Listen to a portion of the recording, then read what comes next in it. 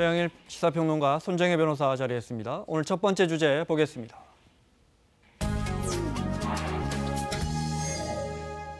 우리 해군의 광개토 대왕함과 일본 초계기 간의 공방 알고 계시죠? 지난해 12월 20일에 있었던 일인데 이 논란이 해를 넘겨서 더 커지는 모양새입니다. 아베 총리의 발언까지 보태지면서 한일 두 나라 간의 외교 문제로까지 커지는 것 같은데요. 그래서 신범철 센터장 모셨습니다. 어서 오십시오. 예, 안녕하십니까. 사건의 발단부터 하나씩 짚어보겠습니다. 12월 20일 된 거고 잦아들 것 같으면 이게 커지고요. 계속 일단락이 되질 않습니다. 사건이. 간단 정리를 한번 해보죠. 20일에 공해상에서 한일 사이의 공해상에서 광개토 대왕함이 해경 삼봉호라고 하는 배와 함께 이 조난당한 북한 어선을 구조하고 있던 작업이에요. 그런데 이때 P1이라고 하는 일본의 초계기가 날아와요.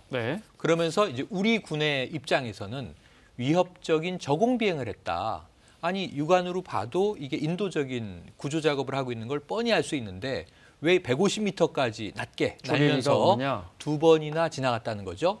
그런데 이제 일본 쪽은 정반대입니다. 오히려 자신들은 정상 비행을 하고 있었고 교신을 시도했는데 교신에는 우리 해군 함정이 응답하지 않고 오히려 지금 제일 문제가 되는 사격관제 레이더라고 하는. 그러니까 이제 이게 사실은 함대공 미사일을 쏘기 위해서 먼저 궤적을 이제 맞추는 작업이라는 거죠. 그러니까 매우 적대적인 도발이라는 거예요.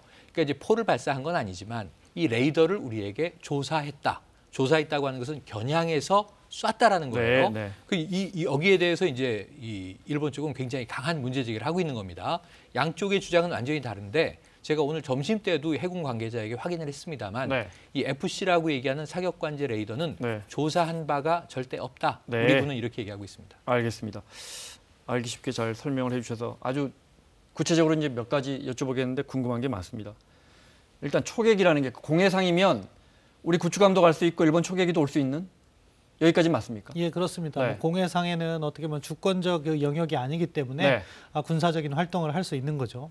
초계기는 근데 우리가 그 북한의 조난 선박을 구조하고 있었는데 우리 구축함이 초계기는 왜 왔답니까? 그냥 지나가는 겁니까? 예, 그 지역이요. 어떻게 보면은 이제 우리 측 발표로도 독도의 동북방 100km 정도 되니까 일본 EEZ하고 아주 근접해 있었을 겁니다. 그러니까 EEZ 활동하는데 초계기의 목적이라는 것이 정찰 활동이다 보니까 한국의 구축함도 와 있고 하니까 그 근접으로 비행해서 어떠한 활동을 하는지는 파악하고자 했을 것이다. 뭐 초계기가 왔다는 그 자체는 문제가 되지는 않는다고 봅니다.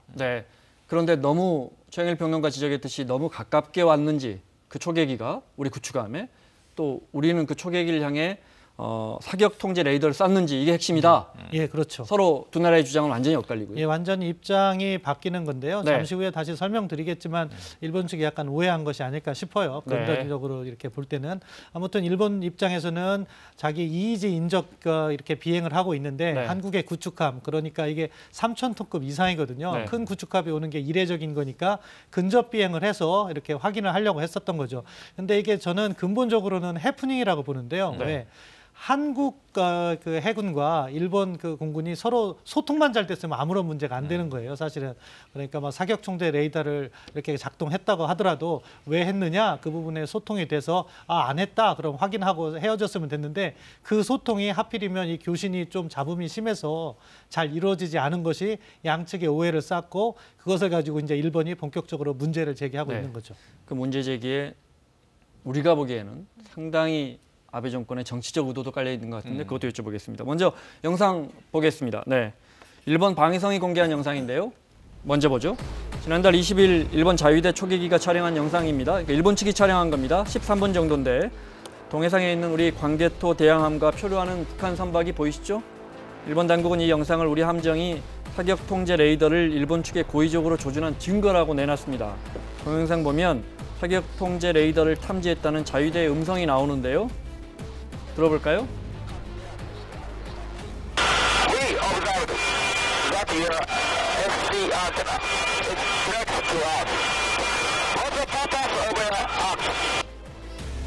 국방부는 이 영상에 대해서 우리가 사격 통제 레이더를 쐈다는 일본의 주장을 뒷받침할 어떤 증거도 들어있지 않다 이렇게 밝혔습니다. 이 측이 공개한 영상 자료는 단순히 초계기가 해상에서 선회하는 장면과 조종사의 대화 장면만이 담긴 것으로 일반 상식적인 측면에서 추적 레이더를 조사했다는 일측 주장에 대한 객관적인 증거로 보기 어렵습니다. 오히려 인도주의적인 구조 활동에 집중하고 있던 우리 함정에 일본 초계기가 저공 위협 비행을 한 것은 우방국으로서 매우 실망스러운 일입니다. 사격 통제 레이더를 쐈다. 이게 의미하는 건 일본 측에서는 그러니까 뭔가 우리가 미사일을 발표하려고 하던 사전 움직임을 했다 이런 겁니까? 근데 네, 지금 저게 우리 군의 발표하고 얘기가 딱 일치해요. 네. 일본이 공개한 영상에서 일본 P1의 조종사가 무슨 얘기를 하냐 하면 귀함의 안테나가 우리를 향하고 있는 것을 확인했다. 이유는 뭔가? 네. 조사라고 하면 겨냥해서 쐈다라고 말씀드렸잖아요. 안테나가 우리를 향하고 있는 것을 육안으로 확인했다는 거예요. 디렉티드라고 하는 거죠. 방향을 우리 쪽으로 향하고 있다. 네. 근데 우리 해군이 뭐라고 지금 얘기를 하고 있냐면 그 FC 양쪽에 광학 카메라 2대가 있는데 하나는 구조 활동을 위해서 바다를 향하고 있었고 워낙 저공 비행을 하니까 하나의 카메라가 그쪽을 주시했다는 거예요. 그러니까 이게 레이더를 쏜 게 아니고 이 광학 카메라가 저쪽을 주시했는데 육안으로 파일럿이 네. 귀함의 안테나가 우리를 향하고 있다. 이 말은 맞는 말입니다. 근데 저게 지금 사격관제 레이더를 조사한 것하고는 지금 다른 팩트일 수가 있다는 거죠. 네. 예, 뭐 아주 정확하게 말씀하셨는데요. 그러니까 일본이 그러니까 한국 측에서 사격 통제 레이더를 가동해서 소위 네. 말하는 라곤 탐지를 받았다 하면은 그 증거를 제시하면 되거든요. 네. 결국 주파수가 다르거든요. 탐지 레이더 같은 경우에는 어느 위치에 물체가 있다는 것만 이렇게 확인하면 되기 때문에 이 주파수 범위가 조금 파장이 넓다고 보시면 되고요. 네. 사격 통제 레이더 같은 경우에는 정확한 위치, 결국에는 사격을 해서 맞춰야 되는 부분이 있기 때문에 네. 그 주파수가 아주 조밀합니다. 그러면 그러한 조밀한 주파수를 맞은 것을 일본 측에서 증거 자료로 제출하면 되는데 그 부분을 하지 못한다는 것은 사실은 일본 측의 오해에서 시작된 것이다. 그럴 가능성이 훨씬 높다고 생각합니다. 네. 제 생각이지만 잘 모르니까요. 아니, 엄연히 일본 측에 증거가 있을 텐데 우리 정부가 우리 군이 쐈다면 안 쐈다고 할 수 있겠습니까? 이건 어떻습니까? 기술적으로 증거가 남아 있을 텐데. 네, 그렇죠. 그럴 리는 없다고 생각합니다. 어차피 뻔히 드러날 일을 우리 정부가 왜 부인할까 이런 생각도 해봤습니다. 네. 여기까지 이제 일본 측의 주장입니다. 네. 사격 통제 레이더를 쐈느냐 안 쐈느냐 이 부분이고 우리 입장에서는 도대체 왜 왔어? 왜 이렇게 가깝게 고도도 낮춰서 가깝게 근접했느냐 이게 문제예요. 맞습니다. 그죠? 네. 그래서 이게 이 거리는 500m, 네. 고도는 150m. 근데 이제 일본 쪽에서는 이 150m라고 하는 것은 이카오의 규정을 지켰다고 얘기하는데 이게 상업항공 경우의 규정이에요. 민간항공. 네. 근데 군용항공기의 경우에는 근접하면 군사적 마찰 우려가 있기 때문에 네. 훨씬 거리를 두는 게 일반적인 관례이고 실제로 이 정도로 근접했을 때 과거에만 해도 러시아와 미국, 러시아와 영국, 일본과 미국 사실은 이게 격추 위기에 가거나 격추 당한 사례도 있습니다. 네. 그래서 이건 굉장히 위험한 것으로 국제적으로 군사 전문가들이 보고 있는 상황인데 네. 일본이 납득할 수 없는 위협적인 저공 비행을 해놓고 그다음 우리 해군이 얘기를 하는 게 교신 시도에 대해서 다가오면서 교신을 시도했으면 이게 원활한 커뮤니케이션이 됐을 수 있는데 네. 이탈하면서 교신을 시도했다는 거예요. 이게 뭔가 근거를 남기고자 하는 정황 아닌가 하는 의구심도 드는 대목이라는 겁니다. 네. 그럴 수 있겠죠. 사실은 다 보고 돌고 나서 돌아가면서 네. 귀함은 무슨 활동을 하고 있는가라고 한다면 사실 저 영상을 보시면요.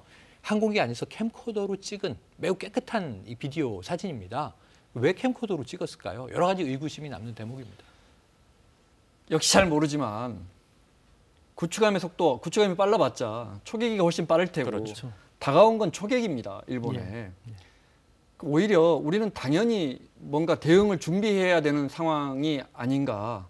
오히려 문제를 제기한다면 우리가 해야 되는 거 아닌가. 예를 들어 우리 구축함이 초계기를 쫓아가서 뭔가 하려고 했다면 일본 측이 문제를 제기해야 되지만 어떻게 초계기를 구축함이 쫓아갈 수가 있겠습니까? 이 부분은 어떻습니까? 사실 뭐 한일 관계가 적대적인 관계다 하면은 있어서는 안 되는 일을 네. 일본 측에서 한 거고요. 네. 아마 일본 측에서 뭐 입장을 만약에 우리가 풀어서 본다면은 활동이 하니까 그 일본 측 필름을 보면은 어떠한 벤지를 확인하고 싶어 하더라고요. 네. 그래서 그게 그 구축함이 강개토 대왕함이라는 걸 확인하고 그러한 것을 확인하기 위해서 가까이 근접했던 것 같고 네. 일본의 입장에서는 뭐 우리가 한국과 일본이 협력을 하는 입장이니까 그 정도는 문제되지 않는다고 생각하고 그렇게 한 것 같아요. 근데 우리 측 입장에서 그러한 문제 제기는 충분히 할 수 있다. 근데 여기서 보다 근본적인 문제는 한일 간의 사실은 적대국은 아닙니다. 군사적으로. 그런데 여태껏 군사적 신뢰 구축이 이 정도밖에 안 됐냐. 저는 네. 거기에서 좀 상당히 놀랐고요. 이런 부분에 있어서 충분히 소통을 해서 아무 일도 아닐 것인데 저는 우리가 지금 방점을 둬야 될 것은 그러한 해프닝보다는 일본의 도대체 의도가 무엇인가 네. 그것을 파악하고 네. 거기에 적절한 대응을 해야 된다고 생각합니다. 그 의도 말씀하셨으니까요. 근데 이거 공개하라 이렇게 한 게 아베 총리라는 거. 네, 그렇습니다. 일본의 복수 언론에서 네. 직접 아베 총리가 지시했다라는 것이고요. 산케이 신문에서는 네. 간저로 불러서 비공식적으로 지시했다라는 구체적인 보도까지 나오고 있는 상황입니다. 네. 더군다나 방위성에서는 이것을 내부적으로는 좀 부정적인 의견을 갖고 있음에도 불구하고 총리가 지시했다는 것은 아베 총리의 어떤 정치적인 어떤 목적이 있는 것이 아니냐라는 관측이 있을 수밖에 없는 상황이고요. 네. 이런 관측은 일본 내부에서도 지금 나오고 있는 상황이고 그것이 적절한지 여부에 대해서도 다른 의견들이 지금 나오고 있는 상황입니다. 네. 그 아베 총리는 일본 NHK 일본 일요 토론에 나와서도 아주 그걸 기정사실화 해버렸습니다. 우리가 뭡니까 레이더를 쐈다는 부분을 보겠습니다. 海上自衛隊のですね、哨戒機の火器管制レーダーの照射についてはすでに防衛省からですね、公表している通りであります。 그러자 우리 국방부가 일본 측의 이런 주장을 정면으로 반박하는 영상을 만들었습니다. 보겠습니다.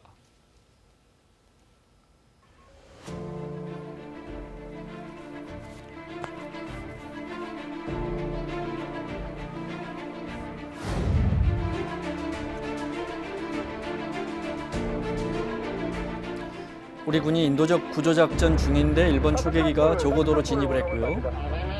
일본 초계기는 광개토 대항함 150m 위에 거리 500m까지 접근해서 우리 승조원들이 강한 소음과 진동을 느낄 정도였다는 겁니다. 일본이 공개한 영상을 보면 일본도 인도적 구조작전 상황이라는 걸 알고 있었고 그런데도 굉장히 저공 비행을 했고 상호 간의 우발 충돌의 위험 때문에 무장한 군용기가 타국 군함에 저공 비행한다는 것은 원칙적으로 안 되는 거죠.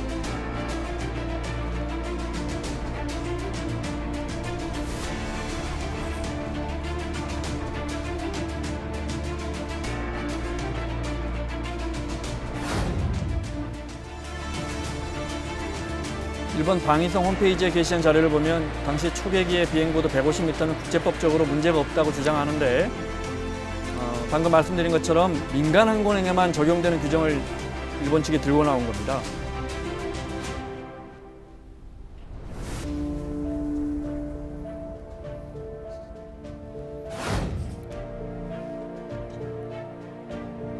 다음으로 문제되는 게 사격 통제 레이더를 쏘았느냐. 일본이 공개한 영상 보면 일본 초계기는 레이더 전파를 탐지했다고 주장하면서도 여전히 광개토 대항함 주위를 저공으로 비행합니다. 그러면서 광개토 대항함의 한 포가 자신들을 향하고 있지 않다며 공격 의도가 없다는 건 또 인정합니다.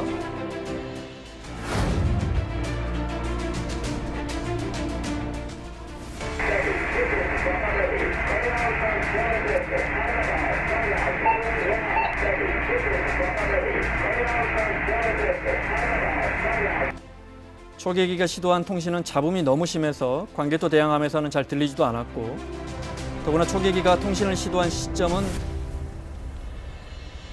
작전 상공에서 벗어난 한참 뒤였습니다. 또 구조작전 현장에서 한참 떨어진 곳에서 이루어졌는데요. 자, 핵심은 그럼 일본 측에서 우리가 저 레이더를 쐈다면 그 증거를 갖고 있다면 공개하면 되잖아요. 그렇죠. 그것도 안 해요 또. 예, 그러니까 일본이 약간 과장 대응을 하고 있다. 네. 그렇게 볼 수 있는 거죠. 우리가 안 쐈고 네. 또는 일본의 그 P1 초계기의 그런 소프트웨어가 오작동을 했을 가능성도 있을 겁니다. 네. 순간 뭔가를 갖다가 파악을 했다면 네. 그런데 이제 그것들이 제대로 이제 파악을 할 수가 없기 때문에 일본 정부에서는 그 오작동한 것조차도 근거를 제지 못하는 거죠. 네. 그렇기 때문에 뭐 이것을 갖다가 뭐 우리가 확대할 필요는 없지만 일본이 이 사안을 고의적으로 확대하고 있다는 점은 우리도 인식을 하고 대응을 해야 된다. 네. 그렇게 생각합니다. 그 부분이 중요한 것 같습니다. 그러니까 어떻게 보면 우리는 적대 국가가 아니기 때문에 한일 관계가 지금 뭐 썩 좋지 않다고 해도 다가올 수도 있고 뭐 우리도 뭘 할 수 있는데 대응할 수 있는데 일본 측에서 의도적으로 키우고 있다라는 특히 요즘 시점에서 그 의도를 어떻게 보십니까? 뭐 두 가지 측면이 있다고 생각합니다. 대외 정책, 한일 관계 측면에서는 사실 뭐 우리 역사 문제 제기로 일본이 약간 수세에 몰리고 있지 않습니까? 그런 부분에 있어서 반격을 하고 싶어 할 텐데 그러한 하나의 근거로서 이렇게 활용하려는 그러한 속셈이 보이고요.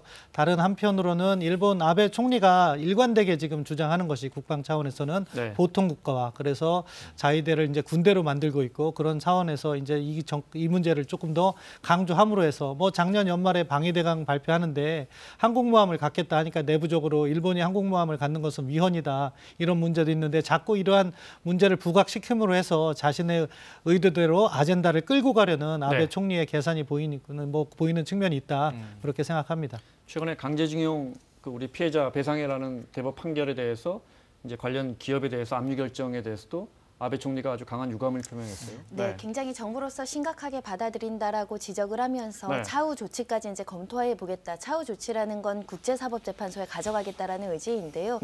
그런데 이런 측면이 있습니다. 우리나라에서 지금 문제가 되는 것이 대법원에 재판을 개입했다 정부가. 이것 때문에 지금 수사가 이루어지는 것인데 우리나라 정부도 대법원 판례를 존중할 수밖에 없는 구조라는 것, 삼권 분립이 되어 있기 때문에 그런 와중에 다른 국가에서 또 우리나라의 사법부의 판결에 대해서 압류 결정이나 건 사법부가 하지 않겠습니까?